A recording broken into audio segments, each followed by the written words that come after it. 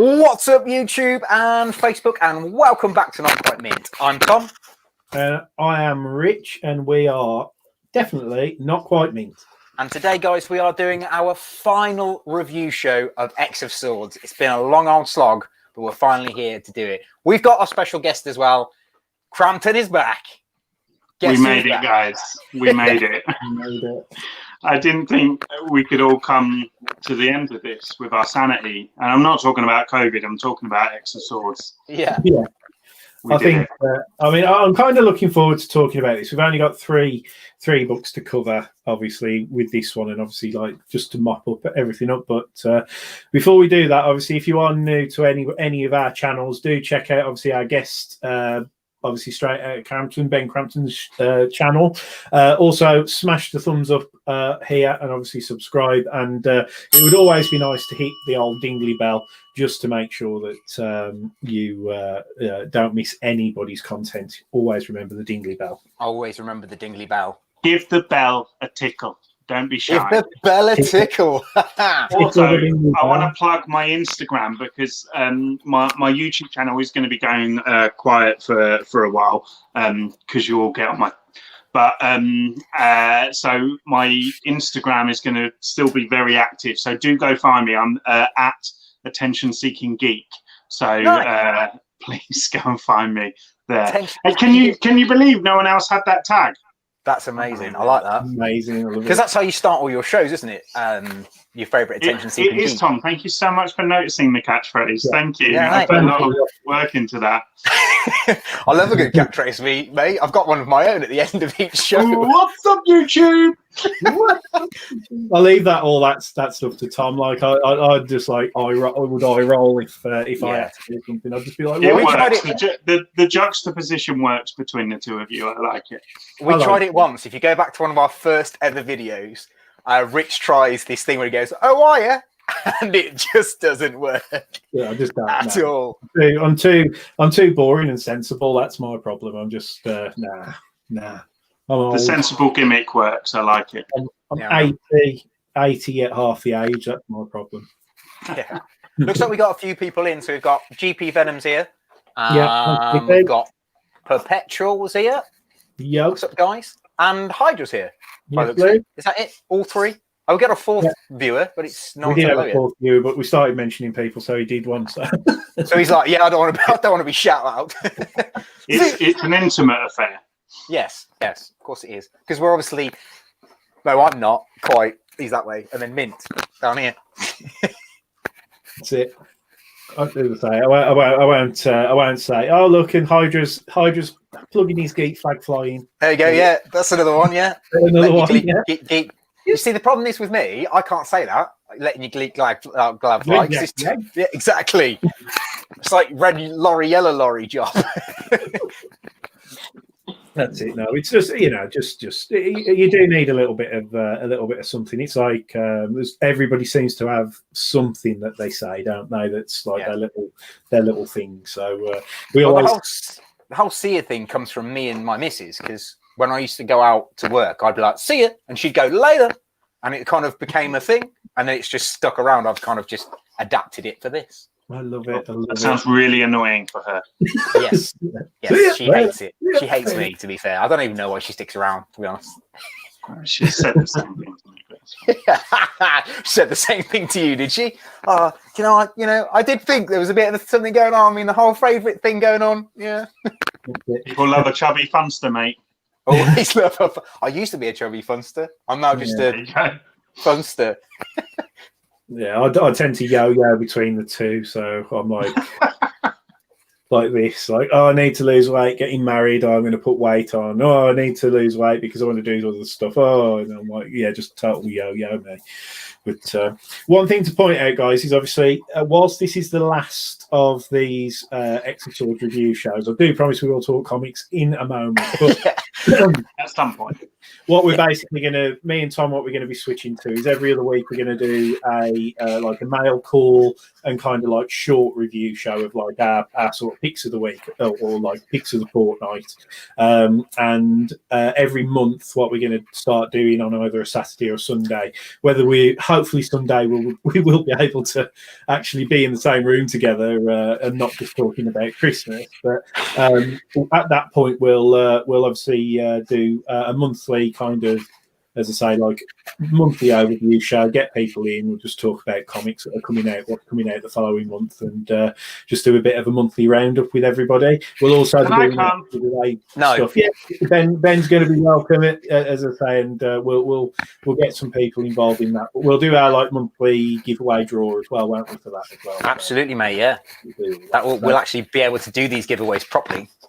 Oh God, tell me about it. They're just so I've never known. Like you'd think giveaways are really easy to do, but it's just like, mate, we can't even give it away. We're just terrible at doing giveaways. But as I say, we have got one running at the moment, but we'll obviously sort that out in a couple of weeks' time. We'll do a draw for that, won't we, Tom? We will do, mate. We will do. Right then, X of Swords. Let's get into this, shall we? 3 books. 3 books. First one was X-Men. Second one was Excalibur, and the third one was X of Swords, Destruction. So right, confession time before we get into any of these kind of talking about the books. So I didn't make any artwork overlays for this because I thought it was going to be terrible, so I just didn't bother. So confession, I apologise that there's no artwork overlays for this one, guys. My bad. It's all right, they've all got Google. Exactly. Yeah, Google, yeah. So do too much for them.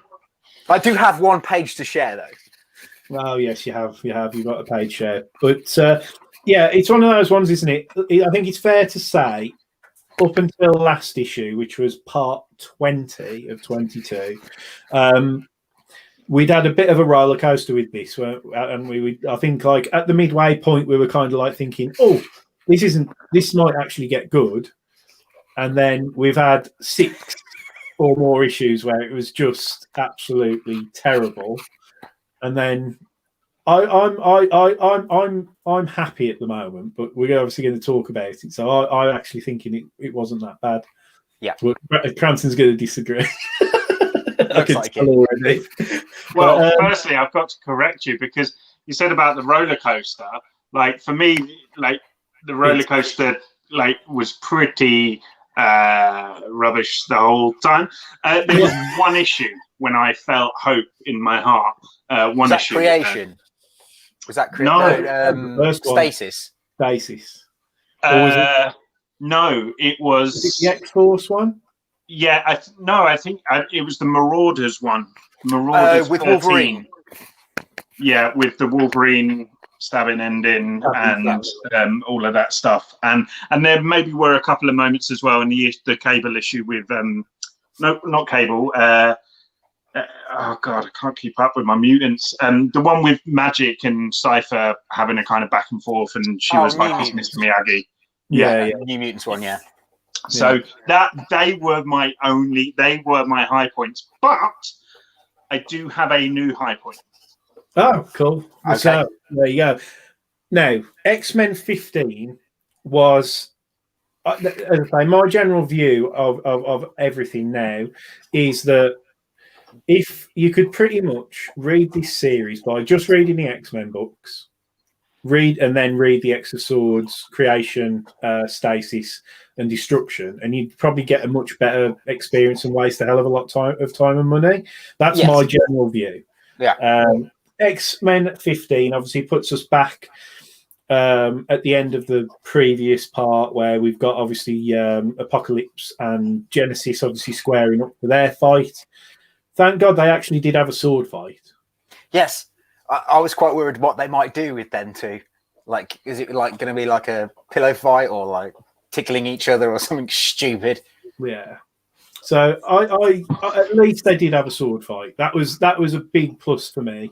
Obviously, it was a hit. I think it was a Hickman written episode, sort of issue. So I think that potentially helped with that as well.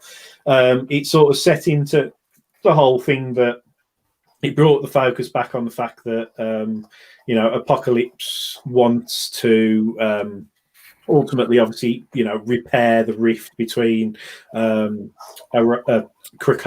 and Aroka, isn't it? Araco, sorry. He wants to repair that rift, and obviously that's his main game. And I thought they did that quite well. There was also the bit, obviously, with the Quiet Council, where because of the distress call from Cable, obviously Nathan, obviously Jean Grey's and Cyclops' son, they renounced their sort of seats on the Quiet Council to obviously go off and obviously join the battle. Did either of you notice that the way that Hickman wrote this and the panels worked, that it was a battle and a battle? Yeah. So like it was two battles on two different fronts. So like Jean Grey and Cyclops were having a battle with the Quiet Council, and then on the next page you'd have Genesis and Apocalypse battling each other. I thought that was quite clever. I didn't notice that, but you've blown my mind there. And can I just say, I was saying about my new high point. This book was my new high point of the whole thing. It had some good bits in it. Yeah, I just felt it was beautifully written. Like it everything else was like simplified to the point where, like, at some points the characters even went, right, so correct me if I'm wrong, but this is what's happening, sort of thing. Like, but it worked, as a device to help us understand more kind of what's going on. And there wasn't loads happening. It was a very simple kind of concept. Like Cyclops and Jean want to go rescue their son, go to the council, have a discussion. Council disagree. They say, right, take your seats then. But we're getting our son. But the character interaction, Sebastian Shaw was so Sebastian Shaw about it. Yeah. And so was Mr. Sinister. And then, it was really interesting to kind of see Xavier and Magneto almost kind of, they really are leading in a very different way to I think that they've ever led. They usually lead in a very kind of responsive or active way, and they really are the heads of the Quiet Council now, Magneto and Cyclops, it feels like, and that was nicely explored in this book. I just loved it. I just thought it was really lovely artwork. There wasn't too much to do in the artwork. It was mainly kind of character stuff, but I think the writing was some of the best we've had yet, to be honest. Definitely. I felt like there was so much character development in this one issue over with Cyclops and Jean. And just the fact that at the start, they're talking about they finally got peace. Why would they not fight for it? And then the fact that they're going to have to give up the peace to go and save their son. I thought that was really cool. And I did like like you said about the whole Magneto Charles Xavier thing. I like that they were like, we've got more important things to do, like look after a nation. So we can't side with you, but you are doing the right thing. So do what you've got to do. I like that. It's kind of like a little slight pat on the back, but like, I can't help you, but go on, off you go. Yeah. And they were proud. They were proud of Cyclops, weren't they, in that moment? Yeah, I loved. It's that, like, there's that panel, isn't it, where they sort of make their decision and they're walking off away from the Quiet Council, and then there's just the close up on Magneto's and Xavier's face, and they're like, you can tell they've got like muted smiles, and it was, as I say, like the art and the writing really married well. So you got that sense that they're going off to do what they've got to do. The other thing as well, I know you guys don't really like the wordy bits, the wordy pages. But, I skipped again. Yeah, so on those, one of them was relatively important because it went through the fact that the Quiet Council have effectively renounced the name X-Men and saying that they can't, they shouldn't use the word X-Men anymore because they are like, a democratic society with the government.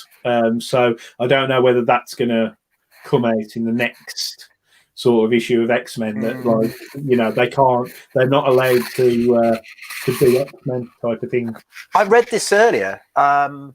the next stage of, because if we've had House of X, Powers of X, Dawn of X, then we've had Swords of X. Now they're apparently going into the Reign of X or Reign of 10. Okay. That's the next kind of. I read about it earlier, so that might be what I missed when I was reading it. I was like, I don't really know what this is about, and then that might be because I've not read the dissertation that's in the book. Yeah. I mean, the weather does traditionally get worse in January, so I am expecting rain.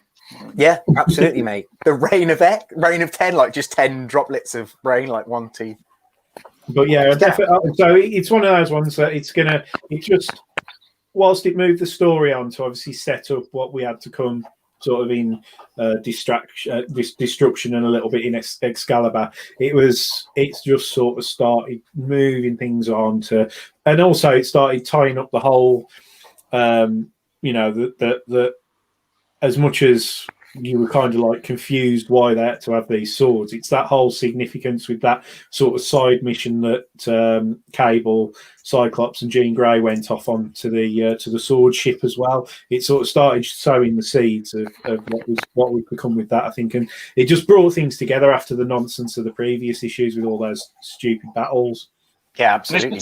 It's potentially a game changer because that council now doesn't have Cyclops, Jean, Nightcrawler. Yeah. Was there anyone else who did one? No, but would Magic come into that category now? Because she'll probably want to side with the. She'll side with Cyclops, won't she? There was a bit with Emma Frost, wasn't there, where telepathy with Cyclops, where she was sort of like saying, I want to come, but like I feel if I leave, it's gonna, do you know what I mean? Like weaken the council too much, but I'm 100% with you. Do you want me to come? And Cyclops was like, no, keep your seat, and we've got a plan type of thing. It's very typical of politics, isn't it? Like the actual heroes can't, have to get pushed out or have to leave and just leave all the horrendous elderly men to sit around and make decisions for everyone. I was going to say another person they've lost, but we haven't got to that book yet. Yeah. So hold your horses. Yeah, sorry, mate. Just whoa. If we move on to Excalibur 15, this was kind of like, I felt it was pretty much just a setup issue, wasn't it? Really, to obviously what happens then in Destruction kind of thing. So with this one, we sort of started to see. Was this the one where actually it was you'd had the fight of Apocalypse and Genesis, hadn't we? And that was kind of like resolved, and then so he basically wins, doesn't he? He kind of batters her, and then she puts the helmet back on. Yeah, because he wouldn't finish her. Yeah, and that's how then it all kind of kicks off massively. Yeah, and Excalibur's the continuation of that, the building to like the big finale in Destruction, wasn't it? And it was like she obviously, I think it was quite good because she got to see that a bit more of the conflict with what the responsibility of wearing Annihilation, how that had corrupted Genesis. And like that, she was almost forcing herself to, release the immense demons and all the rest of it onto the mutants, and then ultimately onto the Starlight Citadel and everything. And you've got Saturnine up there, like readying for like a battle of her own to defend, obviously, the Citadel, but ultimately letting things pan out beneath her as well. So it was all that big setup, wasn't it? It was Jubilee as well, came back to it, wasn't it? Yeah, and then it was she was putting the pieces of Betsy Braddock back together, wasn't she? That's right, yeah. She put together all the pieces of Betsy Braddock so that she could re-summon the Captain Britain Corps. I liked that at the end of that issue. I liked it. I mean, to be fair, I did like this issue, Excalibur. I thought it was a really good character-building issue. And you got to see a bit more of that is it? I don't know how to say her name. Is it Bay or B or Bay? Yeah, Bay. Yeah. I thought she was cool. I liked her character development with her and Cypher. I can't wait to see how that continues. But I think, like you said, this issue was very much like a continuation. It wasn't like it It was more of a filler issue. Nothing got resolved, did it, in this No. one as such? It was, other than the Captain Britain Corps coming back, nothing got resolved. And also with this one, there was a little bit of an exchange where I think Apocalypse made reference to, like, you know, like not following his wife's orders or something like that. And then it was, I think, Cypher, because obviously Cypher's now like married to that Bay fighter who obviously crosses the battle line to get to Cypher. He sort of turns around and says, "Well, I wouldn't cross my wife," you know, like, because he's obviously petrified of her because she's this big warrior kind of princess type of person. So I found that quite funny. What about you then, Ben? I can see you shaking your head there. I don't know. For me, X-Men, the issue before Part 20, it was so stripped back, and it just kind of felt like everything got thrown again at it, and you didn't have time to catch up on I don't know, Jubilee or Betsy being kind of pieced together. You didn't have time to catch up with anything, the Cypher and Bay thing was funny, and it could have been more, but again it was rushed and only lasted a few panels, and I don't know, it just lost me again, as the whole series has. You almost think that, like, Jonathan Hickman was like in the room and like said, right, so this is what we're going to do, guys, with all the writers, all the writing team and everything. And then like probably after the end of Stasis, he just went away for a couple of weeks and then came back, saw what they'd written. There was no way he could change it. And then he's like, God, what have you done? Like start throwing all this stuff together to try and get it to make sense. You know what I mean? You almost get the feeling that Jonathan Hickman has been affected by COVID, if you like. So kind of like he started writing this, then he couldn't finish it because he couldn't get into the office. So he's had to have all his underlings write the rest of the story. That he's popped in just to do Stasis. They've locked us back down again. I know he's finally allowed to come back out to do these last few issues. Yeah, I agree with Ben. I think it was so crammed, these last 3 issues, and that, although I loved all 3 and I thought it was a really, really good ending to the X of Swords, I just think it needed the whole series to be like these 3 issues, just over a longer period of time, rather than 20 issues of shite. It would have been better to have 3 issues spread across 20 issues, but with a better story. If you get what I'm saying. Yeah, and I think in that sense as well, if the whole series had followed the suit of the last 3, we might have had a bit more of consistency with the characters as well and their motives. Because the Araco lot, like, why were they playing fun war when they want to kill them? Like, surely you would have just killed them there, and like they've kind of like gone from like having like light banter over dinner to like wanting to like destroy and kill them. And I kind of don't know at what point what changed, and it's all and the whole way through. So, right, okay, internet. I hate Saturnine. I hate her as a character. I think pointless. Aesthetically, she literally looks like Emma Frost, and it confuses me. She doesn't kind of. I just don't understand what her kind of motive is ever. I don't get it. I don't get it. I don't get it. Yeah, as I say, that's a frustrating thing with her, isn't it? It's like that she's completely on this like level that you don't know what she's planning, what she's thinking, what her motivation is. Yet she's like super, super powerful. Do you know? But at least with like, if you took like Uatao the Watcher, it's very clear with the Watcher that he is like, I just watch everything, and I am a being that you cannot understand, and I am here to observe. Do you know what I mean? At least it's clear.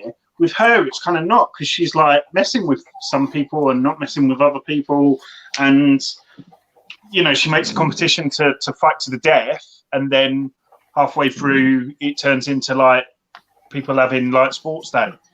Yeah. I didn't understand half of that stuff on the build up to this. I think so. It felt like it suddenly got dramatic. This week, I think that was my problem. nonsense. Yeah, I think that's my problem with the whole of X of Swords as in a whole. Like Rich was saying, I think if you read Creation, you'd understand what it's about. It's not the greatest issue, but you could understand what it's about. You read all the X-Men, normal X-Men tie-ins to it. It makes sense because they're written by Jonathan Hickman. Then you get the Stasis, which kind of starts that level of it's going to be a battle. And then if you wait all the way until it gets to X-Men issue 15, and then and then Destruction, that's your whole X of Swords in a nutshell. They just needed to do more of that over the 22 issues. I think the battling situation, like, if we move on now into X of Sword Destruction, the final issue of X of Swords, this is what I've been waiting for since it started. This issue was epic. I wanted more of this, but it just, and I think for me, that's what annoyed me about this issue is like, I wanted more of this and I loved it, but it was a kind of like a bittersweet because I loved it and it ended, but I wanted more. Why didn't you do it earlier? You know what I mean?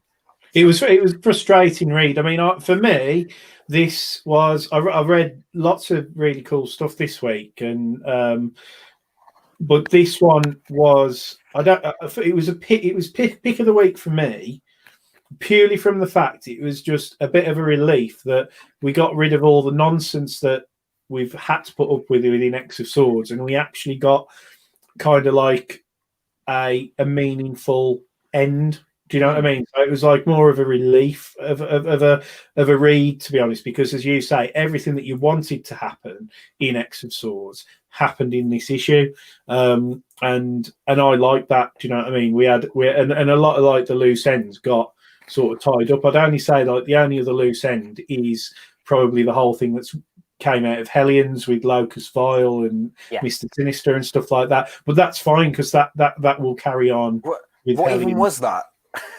Yeah, well, yeah, but I'm sure it will carry on beyond. But there was as I say, it was like I think things are moving on, aren't they? But yeah, I liked it. We got the sort of the return of the Captain Britain Corps, which is obviously going to continue in its own vein, and obviously probably, I hate to tell Ben, but we're probably going to see Saturnine a little bit more with that. So do they serve Saturnine then? Because this is what confused me. So they she summoned them.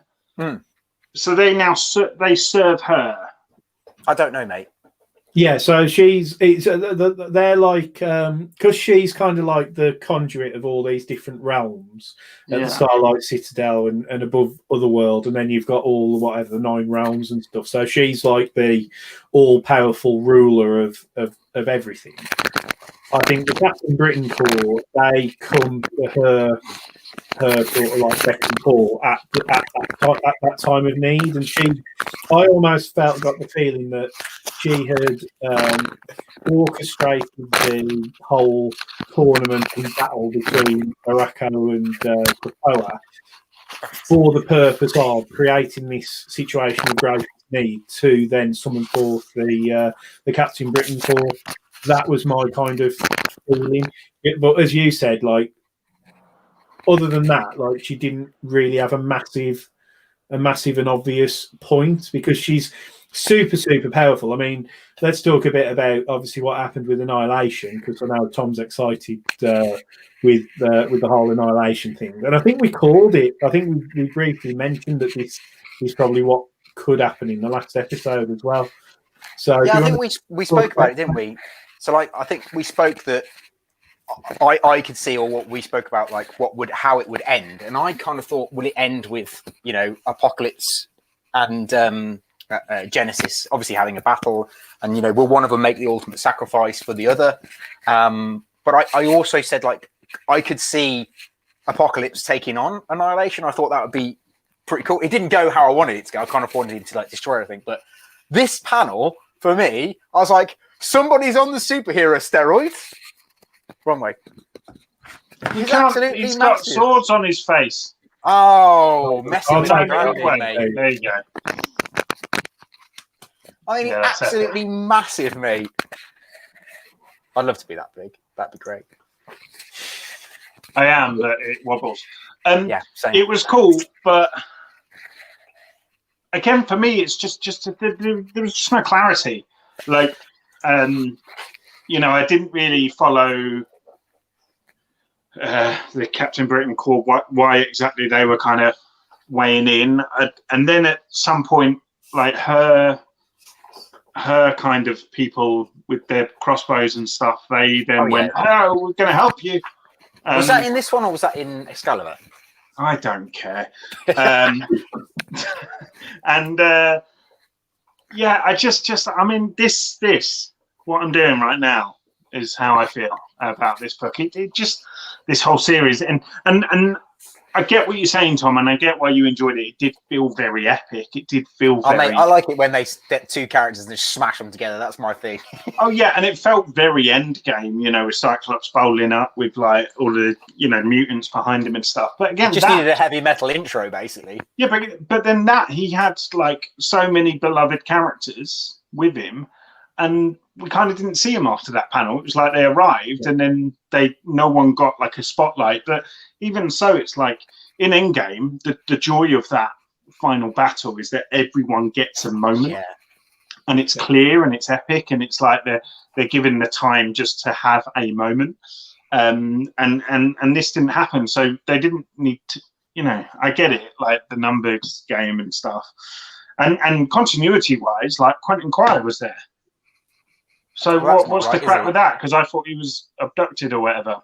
He was. He was at the end of one of the X-Force, wasn't he? Yeah, but is he? I thought he was abducted for that clone thing or whatever at the end. Yeah, he was.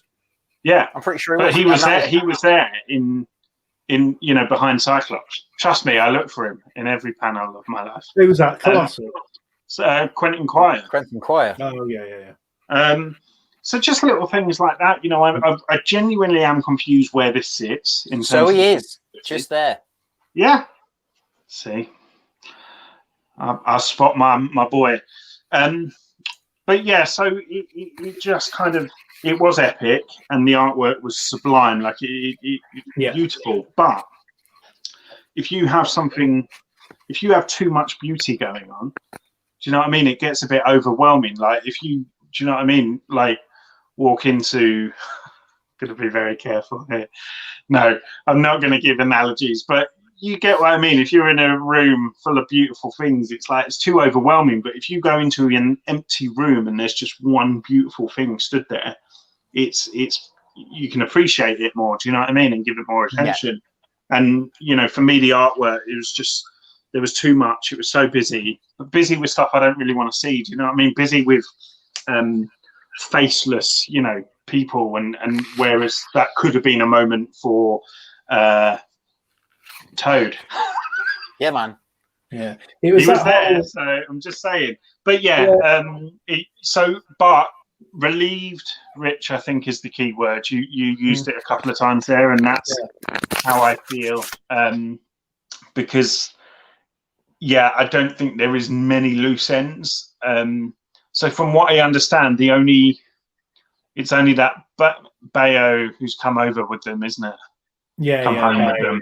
Whatever. Which is great, because that is such, like, even if you forget about the fact she's from Morocco down the line, because let's be honest, so many of the Marvel characters, you do kind of forget what universe they're originally from or whatever. That's going to be great, because I just love that concept of this, like, Amazonian type woman, and this kind of, you know, weedy, you know, kid. So that's cool. What else is cool? I think that's it. I'm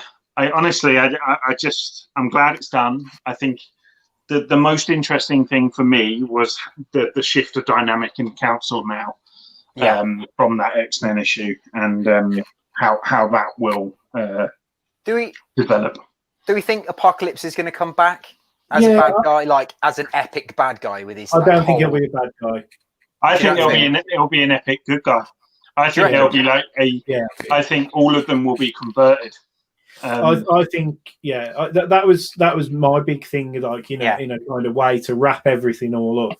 It was fairly obvious from the start that this whole Exoswords thing for me, and you look at, like, obviously the cover of Creation and all the rest of it, you'd always got, like, the focus on Apocalypse. So he was, like, the centric character to this whole Exoswords thing. And for me, he completed that arc or that journey that he was on. I mean, it took 22 bloody issues and he finally got there, So he kind of, like, achieved the thing that he didn't know he was going to do, but obviously found his wife, didn't even know his wife was alive, kind of obviously got back with his kids. Obviously death's dead, but, like, we won't talk about that. But it's like, but is he? Yeah, he gets mentioned a bit later on. Yeah, so, like, there's all that whole dynamic, and obviously he sort of, like, achieved what he really wanted to set out to do, which was to obviously reunite the two halves of the island by obviously his own self-sacrifice to go back onto Araco. He obviously sent Araco as its own entity to be. And he's released all those mutants as well, hasn't he? Which I'm guessing gives us new characters going forward, which is obviously not what we needed. But like we need more. And then you got obviously Annihilation's no more, because obviously Saturnine is like magically super amazingly powerful and just turned it into a more controllable and easy to hold staff rather than scary mask. And so there were certain, like, elements where you were, like, a bit like, oh, that was a bit convenient. But I feel like for Apocalypse, and as you're saying, Tom, like, I feel he's gone off as he's sort of like he's run his arc, he's run his circle, hasn't he? So and I was happy for that. And I think it's good. Sorry to interrupt you, Rich, but I think it's really good for Apocalypse as a character moving forward as well, because I think he could have been seriously dented just by kind of being on Krakoa, sitting on the council, wearing suits. Do you know what I mean? Like, that's not really Apocalypse as much as there's a novelty to it. That's not him. So I think the fact that he now goes away to this extraordinary, war-torn kind of realm where he kind of probably feels more at home is going to be good for him. And and I think it just sets itself up, doesn't it, for him to come back in a couple of years. The longer the better, to be honest. And then I definitely agree with you. I think he'll be I think they'll come back to save the day. What's your kind of summing up of everything then, Tom? What did you get from it in the end? I'm definitely not going to buy the graphic novel as much as I wanted to start with. I'm not going to buy the graphic novel. I think if you read, like I said before, if you read Creation, Stasis, and Destruction, and then all the X-Men that go along with it, you're okay. If you read all the other guff in between, you're going to miss bits and pieces and get confused. I really wish the whole thing had been like Destruction. So it was that battle element. I think, like Ben said, I think if you'd have started with Destruction as one of the first issues and then did like an end game thing where you see each individual character's point of view of what's going on during the battle, where they are in the battle, who they're battling, that would have been more interesting. But for me, the bittersweet thing was, once it finished and you read the final pages, what was the point of the whole thing at all? Like, does anyone know what the whole point is of anything, apart from the fact that Apocalypse has met Genesis up again, and we've got Krakoa and Krakoa back together? What was Saturnine's point? Like, what was it all about? How Cypher loses virginity. How Cypher losing virginity. Yeah, of course. That's what I sort of feel, is that it was that whole thing. Is that what it's called, Ten of Swords? Nice. But that was what I was saying. I think the whole thing with Saturnine was that she needed to orchestrate this situation of dire need so that she could bring the Captain Britain cause back, because obviously right at the end she's walking through that hallway with like her her sort of servanty type of person and talking about it and like it just felt to me that was all she wanted to do, was to get the Captain Britain call back, and everything else, like I said, resolved itself. Got rid of Annihilation, rejoined Krakoa and Araco, got rid of that weird portal on that the sword spaceship and stuff like that. So it was all just that's why I say it did tie everything together for me. So I was relieved that happened, but happy at the same time. Yeah, I think that's the thing, is like I was relieved it ended, but also at the same time I was thinking, did it need to happen at all? Yeah, it didn't need to happen. No. What do you think, Ben? Yeah. Well, overall, like, it didn't need to happen. I think we were, whilst it wasn't massively consistent, I think X-Men books were at a good point. I think the Krakoa stuff, there's so much there still to do, and you didn't need to leave Krakoa to tell a story for 22 issues. Do you know what I mean? There's enough of a story there, and there's plenty of stories still to be told. There's plenty of characters to tell stories with. We don't need more characters. We don't need new locations. We don't need, do you know what I mean, new threats. Like, the whole thing just, for me, didn't need to happen. But it happened. Side note, did you see one of the Captain Britain Corps had a swan? Yes. It was a swan. And is there a frog too? Or like a frog-looking character? If you read the filler page, there's a frog, a baboon. There's Captain UK, which just made me laugh because it was like Captain Britain, Captain UK. Like, it's, so weird. Anyway, X of poo. I've just noticed we've only got one viewer now. I think it's time to wrap it up, isn't it? Really, but it's one of those. As I say, I think if people, Dino's popped in. It's just Dino. Of course, it is. Dino. Oh, Dino, we're just about everyone else has left. We've just got Dino. But I think that's it, isn't it? If anybody's going to read this, just read your 3 main issues and obviously carry on with the main X-Men run. Everything else is pretty much half a course, really. So, but it's over. We don't have to do another one of these videos or get too negative, and we can move on, can't we? And just do some other stuff. Yeah, exactly. Happy days. So for me, thanks ever so much for coming, Ben. Yeah, cheers, Ben. Thanks 100%, guys. It's been nice to have the opportunity to discuss an ongoing storyline with like-minded people, because I think as geeks, you often read these crossover events and stuff, and you have no one to kind of share your opinions with. So it's nice to kind of have some people to kind of